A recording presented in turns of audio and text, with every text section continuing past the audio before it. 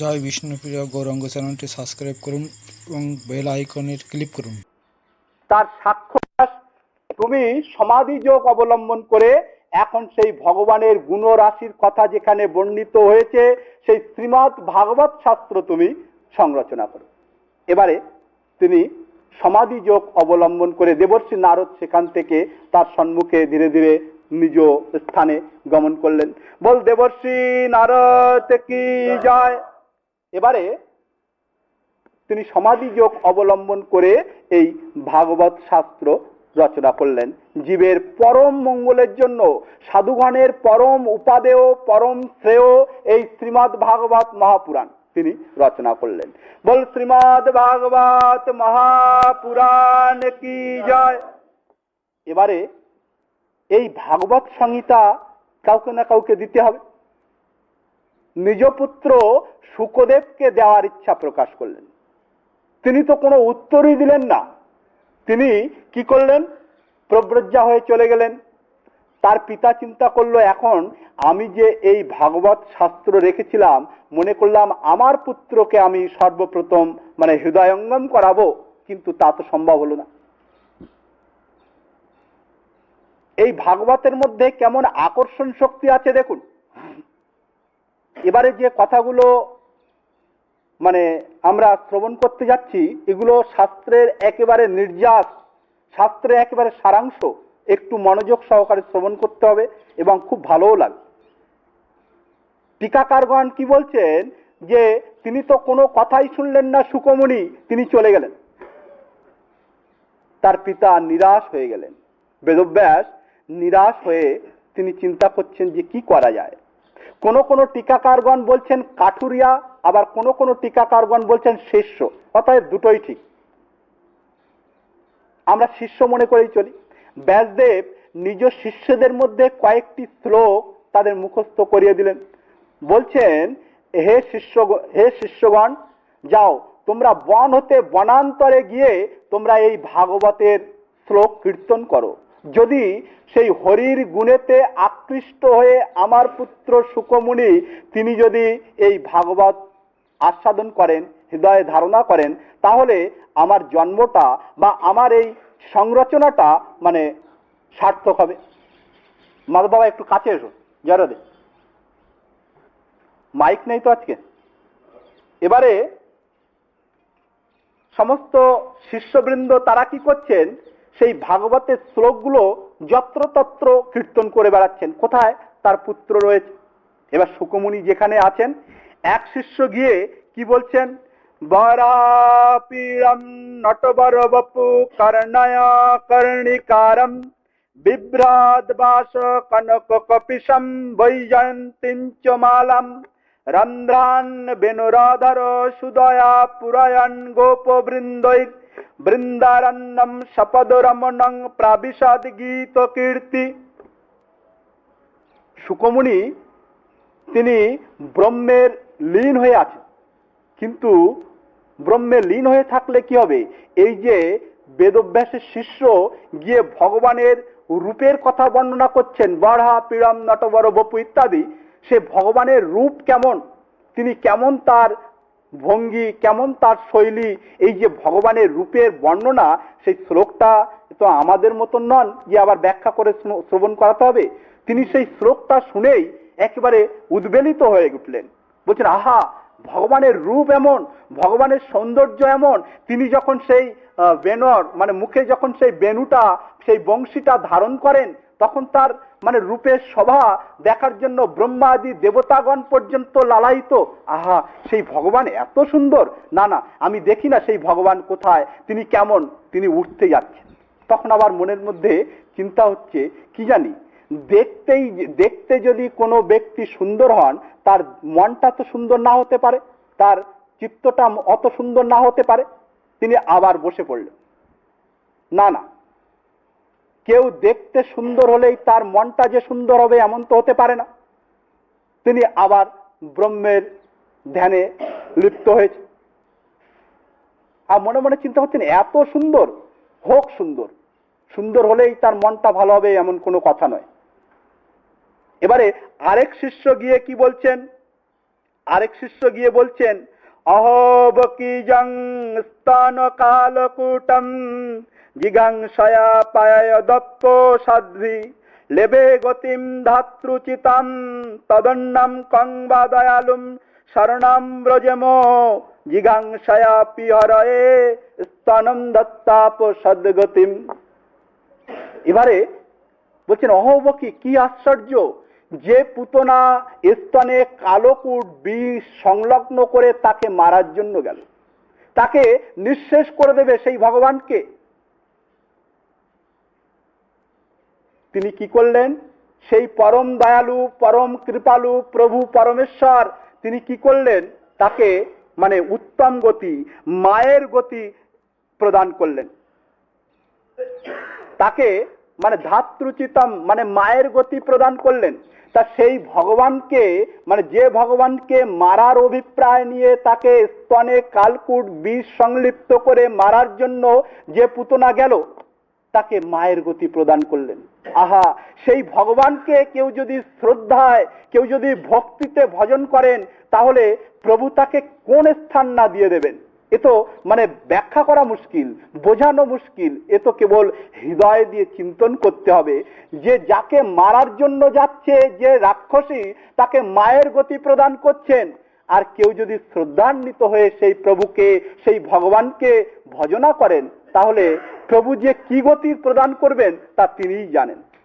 এই কথা শুনে, সেই ভগবানের কৃপার কথা শুনে তিনি আর মানে স্থির থাকতে পারলেন না।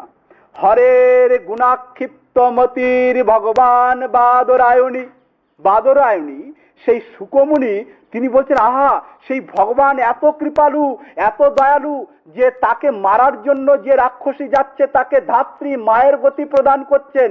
আর সেই প্রভুকে কেউ যদি শ্রদ্ধায় ভজন করে, তাহলে তিনি যে তাকে কত উন্নত স্থান দিবেন, এ তো মানে চিন্তব্য, চিন্তার বিষয়।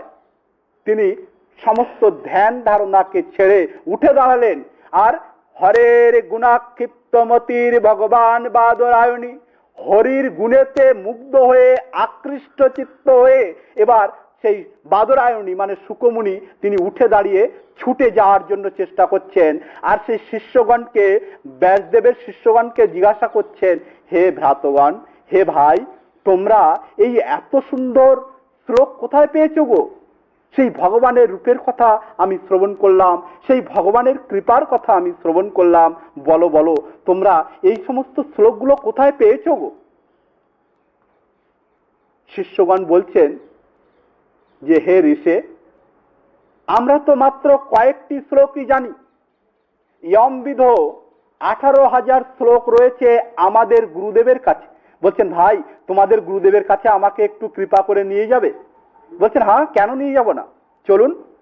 এবারে শুকমুনি হরির গুণেতে আকৃষ্ট চিত্ত হয়ে এই ভাগবতের শ্লোকের প্রতি আকৃষ্ট হয়ে তিনি কি করলেন, যেখানে তার নিজ পিতা বেদব্যাস বৃক্ষমূলে বসে আছেন, সমস্ত শিষ্যগণকে উপদেশ প্রদান করছেন, সেখানে ছুটে গিয়ে দেখছেন নিজ পিতা। ব্যাসদেবের ভীষণ আনন্দ হলো, এসো এসো পুত্র, আমি তোমার জন্যই এই 18,000 পরিপূর্ণ যে শ্রীমৎ ভাগবত মহাপুরাণ আমি তোমাকে দিতে চাই। তিনি হরির গুণেতে আকৃষ্ট চিত্ত হয়ে এই ভাগবতকে হৃদয়ঙ্গম করলেন, হৃদয়ে ধারণা করলেন।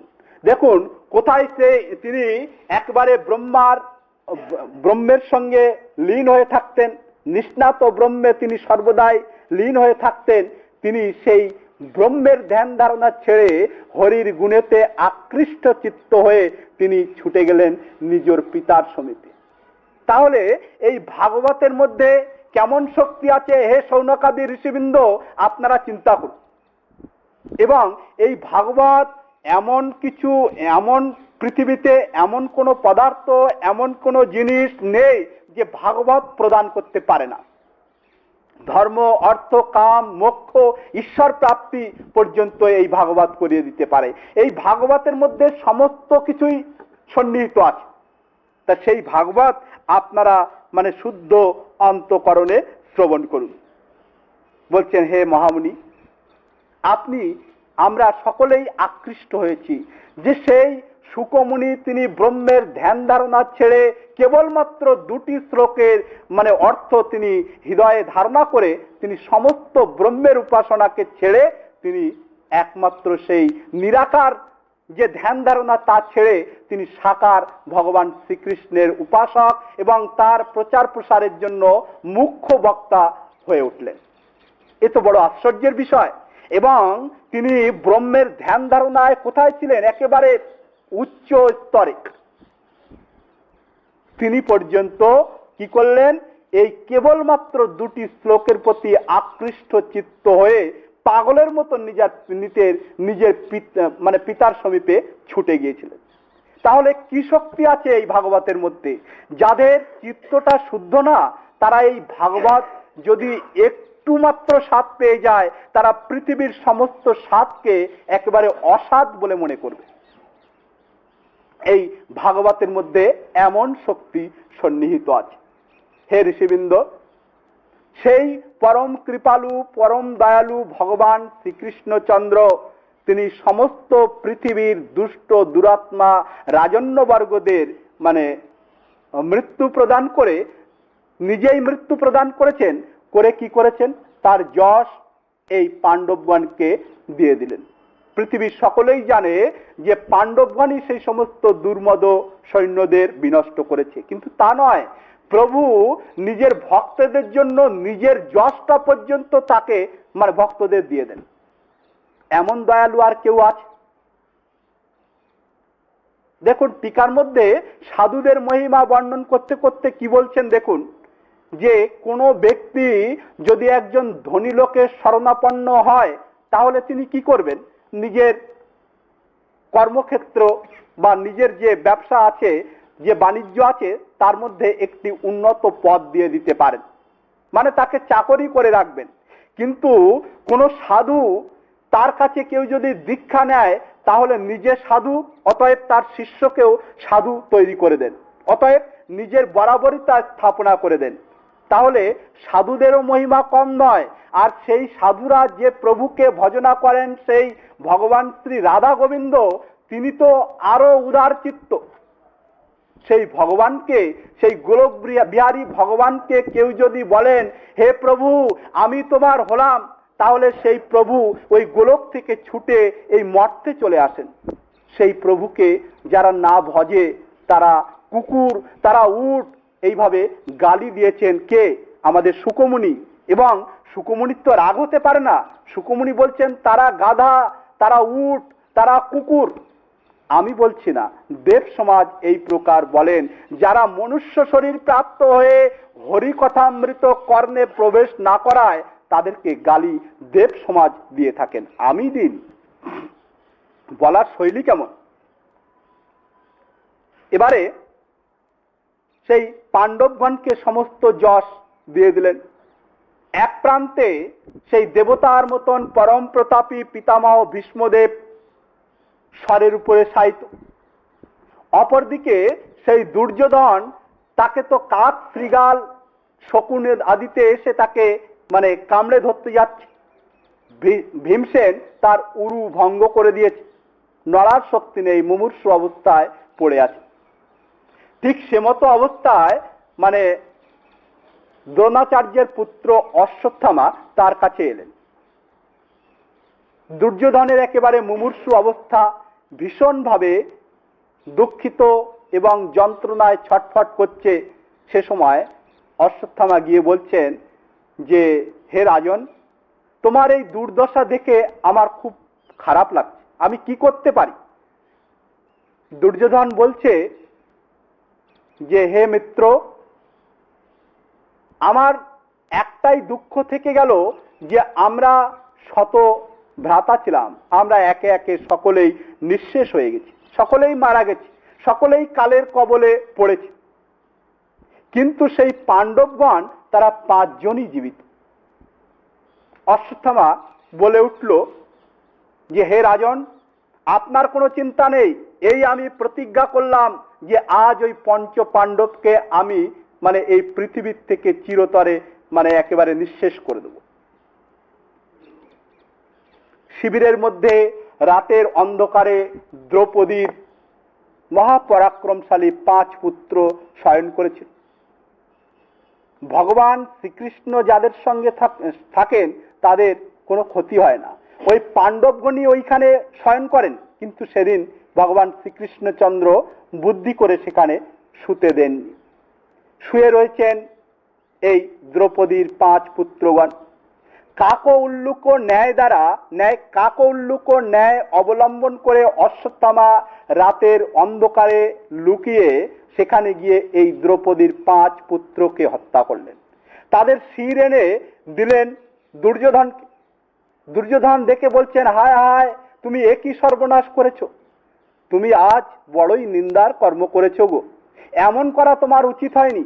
এ তো আমারই তোমার প্রতি ঘৃণা হচ্ছে যে তুমি এত অনায়াসে পাণ্ডবগণকে যে বধ করে নিয়ে আসবে। আমার তখনই সংশয় হয়েছিল যে তুমি এক অনর্থ করে বসবে। সত্যই তুমি যা করেছো এর জন্য কেউ কোনোদিন ক্ষমা করবে না। যখন দ্রৌপদী তার 5 পুত্রের সেই কর্তন করা শরীর দেখলেন, তার তো একেবারে দুঃখে ভেঙে পড়লেন। এমন ভাবে রোদন করছিলেন যা ভাষায় বর্ণনা হয় না। আলুলায়িত কেশে কখনো এই পৃথিবীতে আছাড় খাচ্ছেন, কখনো উঠে দাঁড়াচ্ছেন, কখনো বিলাপ করছেন। পাণ্ডবগণ একত্রিত হলেন। সেই কৃষ্ণচন্দ্র ভগবান তিনিও তার সম্মুখে গেলেন, তিনিও কিছু আর বলতে পারছেন না। অর্জুন, ভীমসেন তারা প্রতিজ্ঞা করলেন, ভগবান শ্রীকৃষ্ণ তাতে অনুমোদন করলেন, বললেন যে সেই দুষ্ট দুরাত্মা যেই হোক না কেন তাকে আমরা প্রাণদণ্ড দেব, তার শির কেটে নিয়ে আসবো, তার সেই মুন্ডর উপরে দাঁড়িয়ে তুমি তোমার পুত্রদের জন্য তর্পণ আদি অন্ত্যেষ্টি ক্রিয়া করবে, ভগবান নিজে বললেন। এবারে সেই যে অশ্বত্থামা, সে তখন ভয়ে বুঝতে পারলো যে আমাকে তো আর কেউ নিস্তার দেবে না, আমি তো মরে যাবই। তিনি ব্যাসদেবের আশ্রম সেদিকে ছুটলেন, সম্মাপ্রাস আশ্রমের দিকে। একে অপরের মধ্যে সেই মহাবাণ যে ব্রহ্মাস্ত্র তা নিক্ষেপ করলেন। ভগবান শ্রীকৃষ্ণ অর্জুনকে ইঙ্গিত করে বাণ নিক্ষেপ করলেন, কিন্তু ওই যে অশ্বত্থামা সে ব্রহ্মাস্ত্র চালনা করতে পারত, কিন্তু ফিরিয়ে নিতে পারত না। কিন্তু অর্জুন দুটোই পারত। অর্জুন তো ফিরিয়ে নিলেন ব্যাসদেবের কথা অনুযায়ী। ভগবান কি করলেন, তাদেরকে আদেশ দিলেন যে বন্দী করো। বলিবর্দদের ন্যায়, বলিবর্দ যেমন যজ্ঞের পশু অজ বা বৃষ আদিকে যেমন ভাবে দড়ি দিয়ে বন্ধন করা হয়, সেই প্রকার বলিবর্দদের ন্যায় দড়ি দিয়ে বন্ধন করে তাকে দ্রৌপদীর সামনে এনে ফেলে দিলেন। এবারে ভীমসেন তিনি বলছেন, আমি একে এই মুহূর্তে বধ করব। অর্জুন বলছেন, আমি তীক্ষ্ণ স্বর দ্বারা এর গলদেশ কেটে দিচ্ছি। কিন্তু দেখুন এই ভারত ভূমির নারীরা কেমন। দেবী দ্রৌপদী তার 5 পুত্রকে হারিয়ে ফেললেও, তারা মৃত্যুর কবলে পতিত হলেও ওই অশ্বত্থামার দ্বারা তখন তিনি তার ভাবকে পাল্টে দিলেন। না, আমি বুঝতে পেরেছি যে পুত্র হারিয়ে যাওয়ার কি নিদারুণ যন্ত্রণা। আমি চাই না যে তোমাদের গুরুপুত্রকে তোমরা বধ করে তোমাদের গুরুমাতা সেই যে কৃপি সে যে দুঃখিত হোক, এ আমি চাই না। আমি বুঝতে পেরেছি যে পুত্র হারিয়ে গেলে কেমন বেদনা হয়, কেমন ভেতরটা যন্ত্রণায় ছটফট করে। অতএব হে ভীমসেন, হে ধনুধারী অর্জুন, তোমরা কেউ তাকে বধ করো না, তাকে ছেড়ে দাও। ভীমসেন গর্জন করে উঠলেন, না, তা কোনো প্রকারেই সম্ভব নয় পাঞ্চালী, আমি প্রতিজ্ঞা করেছি তাকে আমি বধ করব। অর্জুন সে বলছে, না পাঞ্চালী, এ হতেই পারে না। আমাদের পুত্র, আমাদের 5টি একেবারে নিঃসহায় অবস্থায় যারা শুয়েছিল তাদেরকে নিহত্যা বধ করেছে, আমি তাকে ছেড়ে দেব না। বলছে না, তাকে মারা ঠিক হবে না। মারদিদস্য জননী গৌতমী পতিদেবতা যতাহম মৃতবৎসর্তা রদিম্য শ্রুমুখী মুহু। না, তোমাদের গুরুমাতা সেই কৃপি, সেও আমি যেমন পুত্র হারিয়ে বেদনা বুঝতে পারছি তোমাদের এই গুরুপুত্রের মৃত্যু হলে তোমাদের গুরুমাতা কৃপি সেও আমার মতো রোদন করবে। না না না, আমি তা চাই না, তোমরা ছেড়ে দাও। যুধিষ্ঠির মহারাজ অনুমোদন করছেন যে না না, দ্রৌপদী যা বলছে, হে ভ্রাত অর্জুন, হে ভ্রাত ভীমসেন, তোমরা মেনে নাও। বলছেন না, কোনো প্রকারেই সম্ভব নয়। ভগবান শ্রীকৃষ্ণচন্দ্র তিনি মাথাটা নিচু করে দাঁড়িয়ে আছেন, মাথাটা নিচু করে দাঁড়িয়ে আছেন। অর্জুন বলছেন যে হে সখে, তুমি এইভাবে মাথা নিচু করে দাঁড়িয়ে আছো কেন? তুমি কিছু বলো। বলছেন দেখো, এ তো তোমাদের পারিবারিক বিষয়, এতে তোমরা বিচার করো। বলছে না না, তুমি বলো আমাদের কি করণীয়। আমরা যা কিছুই করি তোমার পরামর্শ নিয়ে করি। আজ তুমি নিজেকে পর মনে করে এক পাশে দাঁড়িয়ে আছো আর বলছো এ তোমাদের পারিবারিক বিষয়, তাই কি হয়? হে কেশব, তুমি বলো। তা বলছে না না, তোমরা বিচার করো না, তোমাদের মধ্যে বিচার ক্ষমতা রয়েছে। তখন তিনি বলছেন দেখো, দেবী দ্রৌপদী এবং ধর্মরাজ যুধিষ্ঠির যে কথা বলছেন সেটা ঠিক, অর্জুন যে কথা বলছেন সেটা ঠিক, ভীমসেন যেটা বলছেন সেটাও ঠিক। অর্জুন তখন হাত জোড় করে বলছেন প্রভু, আপনি এই ত্রিভঙ্গ, তা আপনি সব কথাগুলো ওই ব্যাকা কথাই বলেন। প্রভু আপনি ঠিক করে বলুন। আপনি বলছেন পাঞ্চালী আর জ্যেষ্ঠ ভ্রাতা যুধিষ্ঠির যা বলছে সেটা ঠিক, ছেড়ে দাও। আবার আমি আর ভীমসেন মারতে চাইছি সেটাও ঠিক, তা আমি কোনটা বুঝবো? অর্জুন হাত জোড় করে হাঁটু নিচু করে, হাঁটুটা ভূমিতে ঠেকিয়ে হাত জোড় করে চরণের কাছে বলছেন যে প্রভু, শিষ্যত্বে অহম, একদিকে আমি আপনার সঙ্গে অনেক সম্বন্ধে যুক্ত থাকলেও শিষ্যত্বে অহম, আমি আপনার শিষ্য, অতএব আপনি গুরুরূপে আমাকে উপদেশ করুন। দেখুন কত সুন্দর কথা বললেন। কারণ গুরু, সদ্গুরু শিষ্যকে শাস্ত্রের কথাই বলবেন। বলছেন ঠিক আছে বৎস শিষ্য, হে অর্জুন, আমি তোমার কথায় প্রসন্ন হয়েছি যে তুমি আমার শিষ্য একদিকে। তা শোনো, শাস্ত্রে কি বলেছে, আমি তো শাস্ত্রের বাইরে কিছু বলি না। তা সেই শাস্ত্রে কি বলেছেন? ব্রহ্মবন্ধুর নহন্তব্য আততাই বদারহণ। বলছেন প্রভু, আপনি সত্যি ব্যাকা তো ব্যাকাই, এখনো আপনি সহজ কথা বললেন না। আপনি বলছেন ব্রহ্মবন্ধুর নহন্তব্য, ব্রাহ্মণ কোনো অবস্থাতেই কোনো প্রকারেই বধযোগ্য নয়। আততাই বদারহণ, যারা শস্ত্রধারী, যারা বালকদের বধ করে, সে ব্রাহ্মণ হোক আর কিছুই হয়, তাকে বধ করতে হয়। প্রভু এখনো তো আপনি সেই ব্যাকা কথাই বললেন। বলছেন দেখো, আমি তো শাস্ত্রে যা বলেছে আমি তা ব্যক্ত করলাম, এবার তোমরা বিচার করো। এবারে বিচার করে তখন কি করলেন?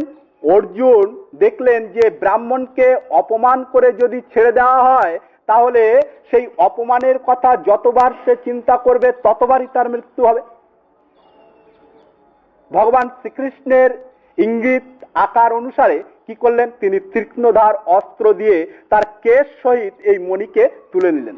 কেশ সহিত বলেছেন, এবং সেই মণিটা তুলে নিলেন এবং তাকে ধাক্কা দিয়ে বাইরে শিবির থেকে ফেলে দিলেন। বললেন যাও, চলে যাও এখান থেকে। এইভাবে তাকে অপমান করে বের করে দেওয়া হলো। কোনো মহান ব্যক্তি, কোনো ব্রাহ্মণ ব্যক্তি, কোনো সাধু ব্যক্তি যদি ঘোরতর অন্যায় করে থাকে, তাহলে সে কিন্তু বধযোগ্য নয়। এই প্রসঙ্গ অনুসারী সিদ্ধান্ত টিকাকারগণ এমনই দিয়েছে। কোন সাধু, সে যদি ভুল ভ্রান্তি হতে পারে, সে যদি ঘোরতর অন্যায় করে থাকে, অপরাধও করে থাকে, মৃত্যুদণ্ড তার জন্য নির্ণয় করতে নেই। এবারে তাকে বের করে দিলেন। পঞ্চপুত্রের অন্ত্যেষ্টি ক্রিয়াদি সুসম্পন্ন করলেন। ভগবান শ্রীকৃষ্ণচন্দ্র সমস্ত কিছু সুসম্পন্ন করে দিয়ে সেই পাণ্ডবদের সঙ্গে আরো বহুদিন থাকলেন। দ্বারকা প্রদেশ থেকে বারংবার চিঠি আসে যে হে কেশব, হে মাধব, তোমাকে দেখার জন্য আমরা সকলেই উদ্বিগ্ন চিত্তে আছি। আজ বহুদিন হয়ে গেছে, সমস্ত যুদ্ধ সমাপ্ত হয়েছে, তা এবার কৃপা করে তুমি এসো। যারা বয়োজ্যেষ্ঠ তারা পত্র প্রেরণ করতেন। কিন্তু সেই পাণ্ডবগণ, মাতা কুন্তী, দেবী দ্রৌপদী, দেবী সুভদ্রা মানে ভগবান শ্রীকৃষ্ণের ভগিনী, তারা কেউ যেতে দিতে চান না। কেউ কি কৃষ্ণকে ছাড়তে চান, প্রভুকে ছাড়তে চান? একবার প্রভু বললেন, দেখো আমাকে কতদিন তোমরা আটকে রাখবে? আমার সেখানে স্বজনগণ আছে, সেখানে আমি না গেলে হবে না, অনেক রাজকার্যাদিও আছে, অতএব আমি যাই। এবারে আগের দিন রাত্রে সমস্ত সভা হলো, নির্ণয় হলো। প্রভু কি করছেন, একটি পদ রথের উপরে বিন্যস্ত করেছেন, আরেকটি পদ রথে তুলতে যাচ্ছেন। সে সময় সেখানকার কি যে অবস্থা! সমস্ত বিধবা নারীগণ তারা প্রভুকে স্তব স্তুতি করছেন। মাতা কুন্তী বারবার মূর্ছাপ্রাপ্ত হওয়ার মতো অবস্থা, কেশব আমার থেকে চলে যাবে, দেখো আজ আমি সব কিছু পেয়েছি, তাই কেশব আমাকে ছেড়ে চলে যাচ্ছে। আমার যখন কেউ ছিল না তখন এই কেশবই ছিল, তাই তারা বিলাপ করছে, রোদন করছে। প্রাসাদোপরি সমস্ত নারীগণ ভগবানের সেই যাত্রা দর্শন করছেন, তিনি দ্বারকা উদ্দেশ্যে চলে যাবেন। সকলে খুব মর্মান্তিক ভাবে দুঃখিত, সকলে অস্ত্র বিসর্জন করছেন, আর ভগবানের রূপের কথা, ভগবানের গুণের কথা, তার যশরাশির কথা সমস্ত নরনারীরা তারা বর্ণন করছেন। আহা, সেই প্রভু আমাদের সঙ্গে ছিলেন, আজ আমাদের থেকে বিচ্ছেদ হয়ে চলে যাচ্ছেন, তারা ভীষণভাবে দুঃখিত। ভগবান একটি পদ রথের উপরে বিন্যস্ত করেছেন, একটি পদ রথে তুলতে যাচ্ছেন। এমতাবস্থায় এক দেবী দূর থেকে বলছেন, আমাকে রক্ষা করুন, আমাকে রক্ষা করুন। এক দেবী, এক নারী উচ্চ কণ্ঠে রক্ষা করুন, রক্ষা করুন বলতে বলতে ছুটে আসছে। আর কি বলছেন সেই শ্লোকটাও কত সুন্দর, আমরা একটু আস্বাদন করি। পাহি পাহি মহাযোগিং দেবদেব জগৎপতে নন্নম তদভয়ম পশ্যে যত্র মৃত্যু পরস্পরম। হে প্রভু, হে ভগবান, পাহি পাহি, আমাকে রক্ষা করুন, আমাকে রক্ষা করুন। আমার পেছনে এক বিশাল অগ্নিকাণ্ড আমাকে ধাওয়া করছে, আমাকে তাড়না করছে, সেই যন্ত্রণায় আমি ছটফট করছি। প্রভু, আমি আমার প্রাণ ভিক্ষা চাইছি না, এই পাণ্ডবদের অন্তিম বংশজ আমার গর্ভে রয়েছে, সেই সন্তানকে আপনি রক্ষা করুন প্রভু, আমাকে আপনার রক্ষা করতে হবে না। আর কি বলছেন, নান্নাম তদভয়ম পশ্যে। হে প্রভু, এই পৃথিবীতে শরণদাতা বলে কেউ আছে বলে আমার মনে হয় না। হে প্রভু, এই পৃথিবীতে বা এই দুনিয়াতে একমাত্র শরণদাতা বলতে আপনি। অতএব হে প্রভু, হে ভগবান, হে পরমেশ্বর, হে মাধব, হে ভগবান, আমি তোমার শরণাপন্না। দেখুন কেমন নিবেদন, কেমন সমর্পণ। প্রভু কি করলেন, যখন দেখলেন পেছন দিকে তাকিয়ে দেবী উত্তরা তিনি রোদন করতে করতে একেবারে প্রভুর শরণাপন্না, তখন কি করলেন, এই ভারত ভূমিতে, এই পৃথিবীতে ভগবান মায়েদের গর্ভে একবার দুবার নয়, বারংবার অবতার গ্রহণ করেছেন। কিন্তু এমন যে মাতৃগর্ভে ভক্ত এবং ভগবানের একসঙ্গে যে প্রবেশ, এটা আর কোথাও দেখা যায় না। তিনি কি করলেন, তৎক্ষণাৎ উত্তরা বলার সঙ্গে সঙ্গে তৎক্ষণাৎ তিনি সূক্ষ্ম শরীর ধারণ করে উত্তরার গর্ভ মধ্যে প্রবিষ্ট হয়ে তিনি পরীক্ষিত মহারাজকে রক্ষা করলেন, তাকে প্রাণ দান করলেন। এবং টিকাকারগণ বলছেন কি, যে তাকে ভগবান কৌমোদকী গদা ঘূর্ণন করিয়ে তাকে রক্ষা করেছিলেন, টিকাকারগণ বলছেন। কিন্তু যিনি সাক্ষাৎ ভাবে দেখেছেন যে পরীক্ষিত মহারাজ, তিনি বড় হয়ে বলতেন, না তো, প্রভু তো আমাকে সুদর্শন চক্র দিয়ে রক্ষা করেছেন। তাহলে দুটো ভেদ হলো। তাই টিকাকারগণ সমস্যা সমাধান করেছেন যে পরীক্ষিত মহারাজ যখন গর্ভ মধ্যে ছিল, তার পূর্ণ জ্ঞান ছিল না। তিনি ভগবান সেই কৌমোদকী নামক যে গদা এমন ভাবে ঘূর্ণন করেছিলেন যে এত দ্রুত গতিতে ওই গদা ঘুরেছিল, যা দেখে সুদর্শন চক্রবৎ মনে হয়েছিল, কিন্তু বাস্তবিক তিনি ওই কৌমোদকী গদাই ঘুরিয়েছিলেন, সমস্যা দিয়েছেন। টিকা এই ভাগবতের আমাদের পণ্ডিতজি আজই আমাকে বলছিলেন যে শুধু ওই মূল পড়লে ভাগবতের তাৎপর্য বোঝা যাবে না। বাস্তবিক যতক্ষণ পর্যন্ত টিকার আধারে না চলা যাবে, এই ভাগবতের মধ্যে পূর্ণ রস আস্বাদন করা সম্ভব নয়। তা এখানে টিকাকারগণ সমস্যার সমাধান করে দিয়েছেন। সর্বসমক্ষে তিনি ওই সঙ্গে সঙ্গে উত্তরার গর্ভকে রক্ষা করলেন। বল ভক্তবৎসল ভগবান কি জয়। এবারে প্রশ্ন হচ্ছে যে এখানে দেবী উত্তরা তিনি একবার বলার সঙ্গে সঙ্গে তাকে রক্ষা করলেন। টিকাকারগণ প্রশ্ন করছেন আর উত্তর দিচ্ছেন। আর সেই যে দ্রৌপদী, দেবী দ্রৌপদী, তিনি একেবারে অর্ধ নগ্না অবস্থায় প্রভুকে স্মরণ করেছিলেন। প্রায় সমস্ত শরীর থেকে তার কাপড়টা মানে দুষ্ট দুরাত্মা দুঃশাসন আদি খুলে নেওয়ার চেষ্টা করেছিল। সেই দৃশ্য মানে চিন্তন করা বড়ই দুঃখদ এবং শরীরের মধ্যে ক্রোধ এসে উৎপন্ন হয়। তিনি সেই অন্তিম সময়ে তাকে চিরখণ্ড প্রদান করেছিলেন। তা কেন কেন এত বিলম্ব? সেই দ্রৌপদী কত দুঃখিত, কত দুঃখিতা, কত লাঞ্ছিত হতে হয়েছিল, তারপরে প্রভু তাকে মানে রক্ষা করেছিলেন, তার সম্মানকে বাঁচিয়েছিলেন। কেন তাকে এত করতে হলো? কেন তাকে এত মানে অপেক্ষা করতে হলো?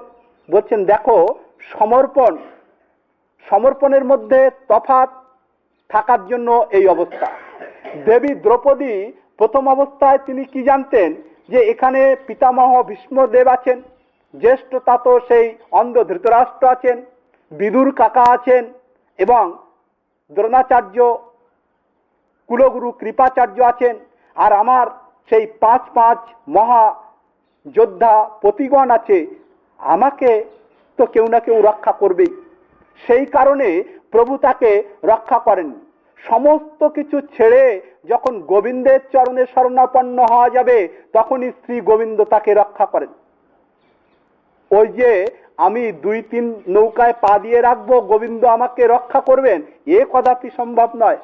আর এই দেবী উত্তরাকে কেন একবারে সঙ্গে সঙ্গে রক্ষা করলেন? তার আত্মনিবেদনটা কেমন দেখুন। নান্নম তদভয়ম পশ্যে যত্র মৃত্যু পরস্পরম। হে দেব, হে আদিদেব, হে পরমেশ্বর, এই পৃথিবীতে শরণদাতা বলতে আপনি একা, অতএব আমি আপনার শরণাপন্না। কারো কাছে তিনি শরণ গ্রহণ করেননি দেবী উত্তরা। তাই ভগবান এই শরণাপন্ন হওয়ার কারণে তিনি তৎক্ষণাৎ উত্তরার গর্ভকে রক্ষা করলেন। ভগবানের সেদিনও যাওয়া হলো না, সেদিনও দ্বারকা প্রদেশে যেতে পারলেন না। কারণ পিসিমা কুন্তী দেবী তিনি রোদন করতে থাকলেন। তিনি 26টি শ্লোকে প্রভুর স্তব স্তুতি করেছেন। তিনি বলছেন, হে গোবিন্দ, হে কেশব, হে মাধব, হে পরমেষ্ঠিন, হে পরমাত্মন, একমাত্র তুমি আমাদের আপনজন এবং আমি এক অবলা নারী, আমি তোমাকে কি করে চিনতে পারবো গো?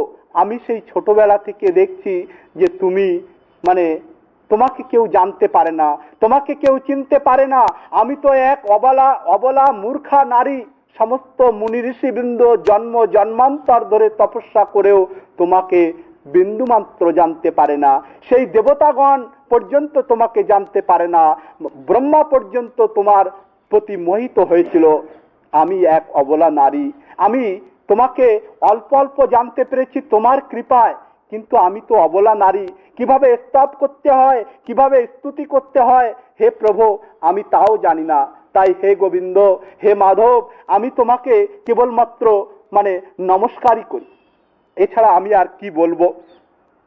নমস্যে পুরুষং তদ্য ঈশ্বরম প্রকৃতে পরম অলক্ষ্যম সর্বভূতানাং মন্তবৈরবস্থিতম কৃষ্ণায় বাসুদেবায় দেবকী নন্দনায় চ নন্দগোপ কুমারায় গোবিন্দায় নমো নমঃ। হে গোবিন্দ, হে কেশব, হে মাধব, আমি তোমাকে শুধু দণ্ডবৎ প্রণামী করি। আমি আর কি বলবো, আমি অবলা নারী। তিনি 26টি শ্লোকে প্রভুকে এমন ভাবে মানে নমস্কার জানিয়েছেন যা বাস্তবিক হৃদয়গ্রাহী, হৃদয়কে আকর্ষণ করে নেয়। তিনি বলছেন, যখন বারবার প্রভুকে প্রণাম জানাচ্ছেন, শ্রীকৃষ্ণ সেদিনও দ্বারকায় আর যেতে পারলেন না। তিনি পিসিমার হাত দুটোকে ধরে আবার অন্তঃপুরে প্রবিষ্ট হচ্ছেন আর বলছেন, হে পিসিমা, আজ তোমার কি হয়েছে? যে তুমি আজ আমাকে, আমি তোমার পুত্র সমতুল্য, আমি তোমার ভাই বসুদেবের পুত্র, তুমি যদি আমাকে দণ্ডবত প্রণাম করো, আমার নরকগমন হবে না, আমার পাপ হবে না, আমার অপরাধ হবে না? পিসিমা বলছেন, হে কেশব, হে মাধব, তুমি আমাকে কতদিন আর এইভাবে তুমি লুকিয়ে রাখবে?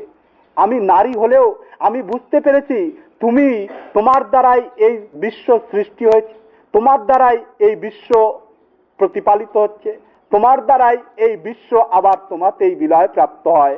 হে পরমেশ্বর, তুমি আমার সঙ্গে আর ছলনা করো না। তুমি যে কে এ আমি বুঝতে পেরেছি।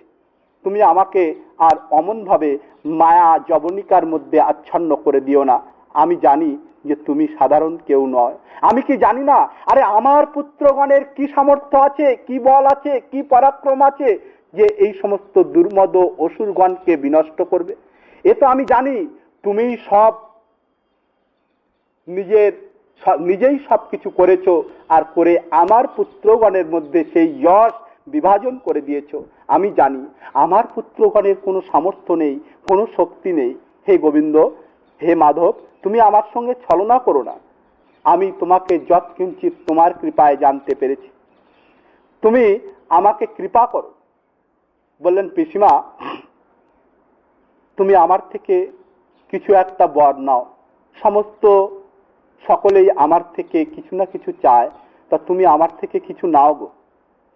বলছেন, হে গোবিন্দ, আমি কি নেব তোমার থেকে?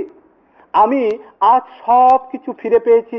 সেই ছোট ছোট পুত্রদের নিয়ে আমি কিভাবে বনে জঙ্গলে, সেই লাক্ষাগৃহ, আবার বনপ্রদেশে, আবার দ্রুত ক্রীড়ায় হেরে পরাজিত হয়ে বনবাসে থেকে তুমি আমাদের পাশে পাশে থাকতে, আমাকে রক্ষা করতে। হে গোবিন্দ, হে মাধব, আজ তুমি আমাদের সব ফিরিয়ে দিয়েছো। আমার পুত্রদের রাজ্য দিয়েছো, আমার পুত্র যুধিষ্ঠিরকে সম্রাট করে দিয়েছো। সব কিছু আমি ফিরে পেয়েছি, তাই তোমাকে হারাতে বসেছি। হে গোবিন্দ, এর থেকে দুঃখ আর কি আছে? আমি কিছু চাই না। হে গোবিন্দ, তুমি যদি আমাকে বাস্তবিকই কিছু দেবে, তাহলে তুমি আমাকে এই বর দাও। কি বর? বিপদঃ সন্তুতা সৎসৎ তত্র তত্র জগদ্গুর ভবত দর্শনম যৎ স্যাদ অপুনর্ভব দর্শনম। হে গোবিন্দ, আমি যখনই বিপদে পড়েছি, তুমি এসে আমাকে রক্ষা করেছো, আমাকে দর্শন দিয়েছো। হে গোবিন্দ, আজ আমি সব কিছু ফিরিয়ে পেয়েছি, তাই আজ তোমাকে আমি হারিয়ে ফেলছি। সকলকে পেয়েছি, তাই তোমাকে হারাতে বসেছি। হে গোবিন্দ, আমাকে জন্মে জন্মে তুমি বিপদের মধ্যে, আপদের মধ্যে, মানে দুঃখের মধ্যে রেখো, তাহলে আমি তোমাকে বারংবার দর্শন পাবো। হে গোবিন্দ, এছাড়া আমি আর অন্য কিছু চাই না। দেখুন, পিসিমা কুন্তী দেবী তিনি কেমন প্রকৃতির ভক্ত ছিলেন। এই শ্রীমদ্ ভাগবতের বুকে যত যত নারীদের চরিত্র কীর্তিত হয়েছে, কীর্তন করা হয়েছে, তার মধ্যে এই কুন্তী দেবীর যে চরিত্র একেবারে অমৃত। যদি কোনো পাষাণ হৃদয় ব্যক্তিও কুন্তী দেবীর চরিত্র শ্রবণ করেন, তথাপি সে অশ্রু বিসর্জন তাকে করতেই হবে। এমন নির্মল, এমন স্বচ্ছ ভগবানের প্রতি যে প্রেম, তা অন্য কারোর মধ্যে দেখা যায় না। এই কুন্তী দেবীর চরিত্র বড় সুন্দর, যা আমাদের সময় সাপেক্ষ, পূর্ণরূপে বর্ণন করাও সম্ভব নয়। আমরা ক্রমান্বয়ে তা শ্রবণ করব, তার দেহত্যাগ আদিও আমরা শ্রবণ করব। এবারে এই কুন্তী দেবীর সঙ্গে কৃষ্ণ অন্তঃপুরে প্রবিষ্ট হলেন। আর ভগবানের কাছে চাইছেন কি? আপদ বিপদ দুঃখ, যেগুলো ভগবানের ভান্ডারে নেই। ভগবানের ভান্ডারে তো এই সমস্ত কিছু থাকবে না। দোষ জাতীয় কোনো কিছুই তার মধ্যে নেই। অতএব তিনি তো আর দিতে পারলেন না। হাত দুটোকে ধরে বলছেন যে, পিসিমা, তুমি আমার থেকে এই বর চাইলে? এত কিছু থাকতে আমি যদি কাউকে বলি তুমি বর নাও, তাহলে সে কত সুন্দর সুন্দর বর চায়। বলছেন, হে গোবিন্দ, আমি এমন বর চাই না যে আমি তোমার থেকে দূরে থাকি। আমি এটাই চাই, জন্মে জন্মে তুমি আমাকে বিপদঃ সন্তু, সেই আপদ বিপদের মধ্যেই রেখো। তাহলে তোমাকে আমি কখনো বিস্মরণ হব না, আমি তোমাকে কখনো ভুলে যাব না। হে গোবিন্দ, তুমি দেবে যখন আমাকে এটাই দিও। গোবিন্দের আর কিছু বলার নেই। ভগবান শ্রীকৃষ্ণ তার সম্মুখে কে কথা বলতে পারেন, কিন্তু পিসিমার এই যে জবাব, এই যে তার প্রশ্ন, তার প্রতি উত্তর তিনি কোনো জবাবই দিতে পারলেন না। ভক্ত ভগবানের কাছে পরাজিত হলেন। বাস্তবিক তাহলে পিসিমার কেমন ভক্তি ছিল, কেমন ভাব ছিল। সেদিন যাওয়া হলো না। গভীর রজনীতে দেখছেন সকলে, রাজ্যের সকলেই শয়ন করেছে। ধর্মরাজ যুধিষ্ঠিরের কক্ষটি আলোকিত হয়ে আছে। গোবিন্দ নিজে গেলেন, গিয়ে যুধিষ্ঠির মহারাজকে বলছেন, হে জ্যেষ্ঠ ভ্রাত, হে রাজন, আপনি এখনো বিশ্রাম করেননি? যুধিষ্ঠির দেখছেন চোখ থেকে অশ্রু বিসর্জিত হচ্ছিল। বলছেন, কি ব্যাপার, তোমার চোখে জল? বলছেন, হে কেশব, হে মাধব, আমি কি করে ঘুমাতে পারি বলত? আমি নিজ হস্তে সমস্ত আত্মীয় বর্গদের নিধন করেছি, তাতেও আমার বিশেষ দুঃখ নেই। কিন্তু তাদের সমস্ত পত্নীগণ যখন বিধবার বেশে সেই শ্বেত বস্ত্র পরিহিতা হয়ে আমার সম্মুখে এসে বিলাপ করে, আমার চিত্তটা, আমার হৃদয়টা একেবারে দুঃখে ফেটে চৌচির হয়ে যায়। আমি সহ্য করতে পারি না। ভগবান দেখলেন যে আমি তার মামাতো ভাই, আমি যদি তাকে জ্ঞান প্রদান করি তাহলে সে গ্রহণ করতে পারবে না। একজন জ্ঞান প্রদান করতে হলে সাধারণ নিয়মে কে? একজন বয়োজ্যেষ্ঠ হবে, বড় বড় চুলদাড়ি পাকা ব্যক্তি হবে, তাহলে তাদের কথার দাম বেশি হয়। ভগবান দেখছেন আমি তো যুবক, আমার কথায় তার মধ্যে আবার আত্মীয়তা বোধ আছে, যে আমি তার মামার পুত্র, মামা বসুদেবের পুত্র, অতএব আমি কিছু বলবো না।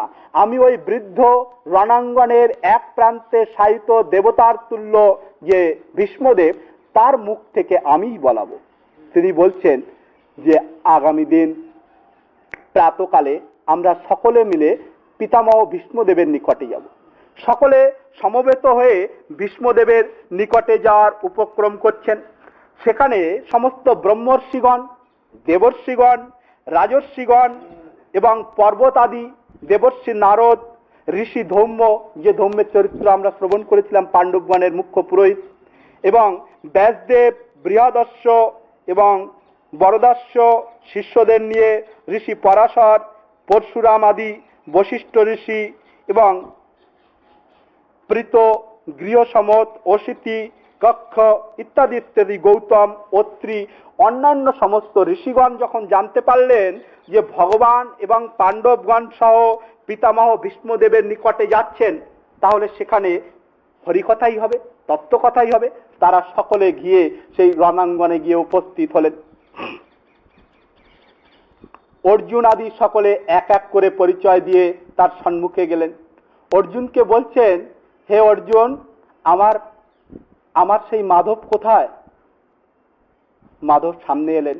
কৃষ্ণ সামনে এসে হাত দুটো ধরে, তিনি তো একেবারে স্বরে সাহিত, ভগবান সেই ভীষ্মদেবের শরীর স্পর্শ করে বলছেন, পিতামহ, এই তো আমি আপনার সম্মুখে। বলছেন, ওহো গোবিন্দ, তুমি এসেছো। তুমি কত কৃপালু, কত দয়ালু, যে তুমি জানতে পেরেছো যে আজ আমি চলে যাব, তাই আমার মনের বাঞ্ছা পরিপূর্ণ করার জন্য তুমি আমাকে দর্শন দিয়েছো। ভীষ্মদেবের অত যন্ত্রণা, অত জ্বালা, সেই ভগবানকে দেখে আর ভগবানের কর স্পর্শে তার সমস্ত যন্ত্রণা তৎক্ষণাৎ দূরীভূত হয়ে গেল। এবারে তিনি বিভিন্ন কথা বলতে আরম্ভ করলেন। যুধিষ্ঠির মহারাজকে লক্ষ্য করে বলছেন, আর ভগবান শ্রীকৃষ্ণ এই ভীষ্মদেবের মধ্য থেকে তিনিই বলছেন ভগবান। তিনি যুধিষ্ঠিরকে মানে এই চতুর্বর্ণের যে ধর্মের কথা তা বর্ণন করলেন, এবং চতুর্বর্ণের কি কি করণীয় তা বর্ণনা করলেন, ঋষিগণের কি করণীয় তা বর্ণনা করলেন, বৈরাগীদের কি করণীয় তা বর্ণনা করলেন, স্ত্রী ধর্মের কথা বর্ণনা করলেন, এবং বিভিন্ন শাস্ত্র আদি বর্ণনা করলেন। এবারে তিনি স্তব স্তুতি আরম্ভ করলেন। অর্জুনকে বলছেন, হে অর্জুন, তুমি কি আমার এই প্রভুকে চেনো? অর্জুন বলছে, চিনব না? এ তো আমার মামা বসুদেবের পুত্র, আমার মিত্র, আমার ভ্রাতা, আমার গুরু, এ তো সেই কেশব? বলছে না গো না, তোমরা যথাযথ রূপে তাকে চিনতে পারোনি।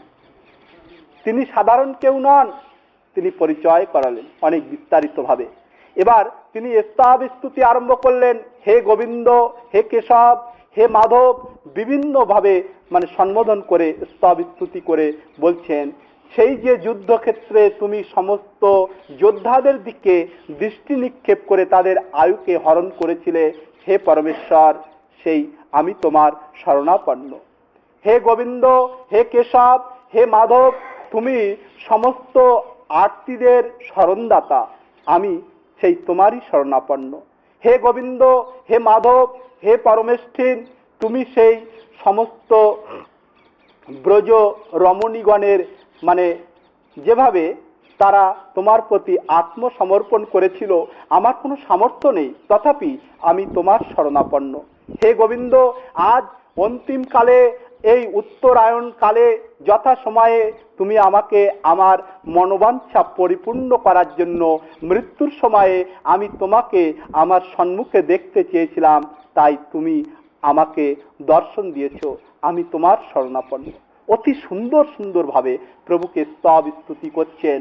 আর ভীষ্মদেব অস্ত্র বিসর্জন করতে করতে, প্রভুকে সম্মুখে দেখতে দেখতে, প্রভুর স্বরূপ চিন্তন করতে করতে ধীরে ধীরে তার চক্ষু দুটি মুদ্রিত হয়ে আসলো এবং তিনি শরীর ত্যাগ করলেন।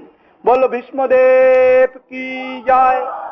এই ভীষ্মদেবের মৃত্যু আর হরিদাস ঠাকুরের মৃত্যু, এখানে ভগবান কৃষ্ণচন্দ্র এসেছিলেন, আর হরিদাস ঠাকুরের মৃত্যুর সময় সেই পুরী ধামে সেখানে শ্রী গৌরাঙ্গ মহাপ্রভু তার ইচ্ছা পূরণ করার জন্য তার সম্মুখে ঠিক এমন ভাবেই ছিলেন, আর দেখতে দেখতে তিনিও প্রাণ ত্যাগ করেছিলেন। বল হরিদাস ঠাকুর মহারাজ কি জয়। এবারে ভীষ্মদেবের অন্ত্যেষ্টি ক্রিয়াদি সুসম্পন্ন করালেন ভগবান নিজে থেকে, আর সমস্ত মুনি ঋষিগণ সেই সমস্ত তত্ত্বমূলক কথা শুনে আপন আপন আশ্রমে প্রস্থান করলেন। এবারে ভগবান বিদায় নিলেন দ্বারকায় যাওয়ার জন্য। ভগবান যখন যাবেন, তিনি প্রথমে স্নান আদি করলেন, করার পরে সুন্দরভাবে সকল ব্রাহ্মণদের গাভী, বস্ত্র, অলঙ্কার আদি প্রদান করলেন। তারপরে নিজের রথকে একবার প্রদক্ষিণ করে নিজ রথে উপবিষ্ট হয়ে তিনি এবার চললেন দ্বারকার পথে। পথে যেতে যেতে, দ্বারকা তো বহুদূর, যে সমস্ত দেশ পড়েছিল সমস্ত রাজন্যবর্গ প্রভুকে অনেক উপায়ন স্বরূপ বহু কিছু প্রদান করলেন। তারপরে তিনি ধীরে ধীরে দ্বারকা প্রদেশের দিকে যখন সীমানায় গিয়েছেন, তার সেই পাঞ্চজন নামক শঙ্খ বাদন করলেন। সকলে একেবারে ব্যস্ত হয়ে উঠলেন যে আমাদের প্রভু এসেছেন, আমাদের দ্বারকাধীশ এসেছেন। সমস্ত ব্রাহ্মণগণ বৈদিক মন্ত্র উচ্চারণ সহকারে তাকে স্বাগত করলেন এবং সমস্ত রাস্তা পুষ্পে পরিপূর্ণ করে রেখেছিল, তার উপর দিয়ে প্রভু প্রবেশ করছেন। সমস্ত নারীগণ প্রভুর উপরে পুষ্প বর্ষণ করছেন। তারপরে তিনি দ্বারকা মধ্যে প্রবিষ্ট হলেন এবং মহারাজ উগ্রসেনকে গিয়ে দণ্ডবাদ প্রণাম করলেন, পিতামাতা বসুদেব দেবকীকে প্রণাম করলেন। তাদের আজ্ঞা নিয়ে এবার তিনি রোহিণী দেবীর কক্ষে আদিতে প্রবেশ করলেন। ভগবান চলে গেলেন। এবারে যথাসময়ে পরীক্ষিতের জন্ম হয়েছিল। সমস্ত ঋত্বিক ব্রাহ্মণগণ প্রভুর এই পরীক্ষিতের নামকরণ করা আরম্ভ করলেন। সকলে বললেন যে এর নাম, এই বালকের নাম তার কুণ্ডলী অনুযায়ী বিষ্ণু রাত বা বিষ্ণু দত্ত। কিন্তু লোকে এই বালককে পরীক্ষিত রূপেই বিশেষভাবে জানবে। পরীক্ষিত কেন নাম হলো? পরীক্ষিত এই জন্যই নাম হলো, টিকাকারগণ বলছেন যে এই পরীক্ষিত মাতৃগর্ভে থেকে মনুষ্যের অবয়ব বিশিষ্ট সেই ভগবান শ্রী নারায়ণকে তার মাতৃগর্ভের মধ্যে প্রদর্শন করেছিলেন। তিনি চতুর হস্ত বিশিষ্ট, 4টি হাত ছিল এবং তিনি যখনই ভূমিষ্ঠ হলেন, কথাবার্তা বলতে পারতেন না, তখন থেকে কি মনে করতেন যে এই বোধহয় আমাকে যিনি মাতৃগর্ভে রক্ষা করেছিলেন তিনিই নাকি, ইনিই কি সেই পুরুষ, ইনিই কি সেই ব্যক্তি। এই যে পরীক্ষা পরীক্ষণ করত, এই জন্য তার এক নাম হবে পরীক্ষিত। ইনি সাক্ষাৎ রাজা রন্তিদেবের মতন ধৈর্যশালী, সাক্ষাৎ দ্বিতীয় পাণ্ডুর ন্যায় পরাক্রমশালী। তার প্রভাব, তার বৈভব একেবারে ত্রিজগতে একবারে বিস্তারিত হবে, সকলেই তাকে জানবে, সকলেই তাকে চিনবে। এই বালক সে পরম প্রতাপী হবে এবং পরম ধার্মিক হবে, এবং অন্তিম সময়ে সে যে ঋষি শাপাগ্রস্ত হবে এবং তিনি যে এই ভাগবত কথা শ্রবণ করলেন তা করবেন, সে কথাও সেই সমস্ত তেজস্বী মুনি ঋষিবৃন্দ বর্ণন করে শ্রবণ করালেন। অতএব অদ্যকার দিনের পাঠের নিয়ম অনুযায়ী আমরা এখানে এই 12টি অধ্যায় সুসম্পন্ন করলাম। আবার আমরা আগামী দিন ঠিক এর পরবর্তী অংশ মানে আবার 12টি অধ্যায় শ্রীমান মহাপ্রভু এবং আপনাদের আশীর্বাদ থাকলে আমরা পুনরায় তা আস্বাদন করব। অতএব অদ্যকার দিনের পাঠের বিরতি আমরা এখানেই দিলাম। জয় জয় শ্রী রাধে শ্যাম, নিতাই গৌর সীতানাথ প্রেমানন্দে, হরি হরি বল। শ্রী শ্রী गिरिराज महाराज की जय, श्री श्री गिरीन्द्र बिहारी भगवान की जय, श्री श्री श्रीमद् भागवत महापुराण की जय, श्री श्री मासिक पारायण की जय, श्री श्री वेदव्यास भगवान की जय, श्री श्री शुकदेव गोस्वामी पाद की जय, श्री श्री परीक्षित महाराज की जय, श्री श्री सुतदेव गोस्वामी पाद की जय, श्री श्री शौनकादि ऋषि वृंद की जय, श्री श्री आपनापन गुरु महाराज की जय, श्री श्री पंडित श्री रामकृष्ण दास बाबाजी महाराज की जय, बोल सिद्ध बाबा की जय, बोल रघुनाथ दास गोस्वामी पाद की जय, श्री श्री अध्यक्ष श्री रामगोपाल दास जी महाराज की जय, परम पूज्य श्री विष्णुदास बाबाजी महाराज की जय, समुपस्थित वैष्णव वृंद की जय। जय जय श्री राधे श्याम, निताई गौर हरि बोल।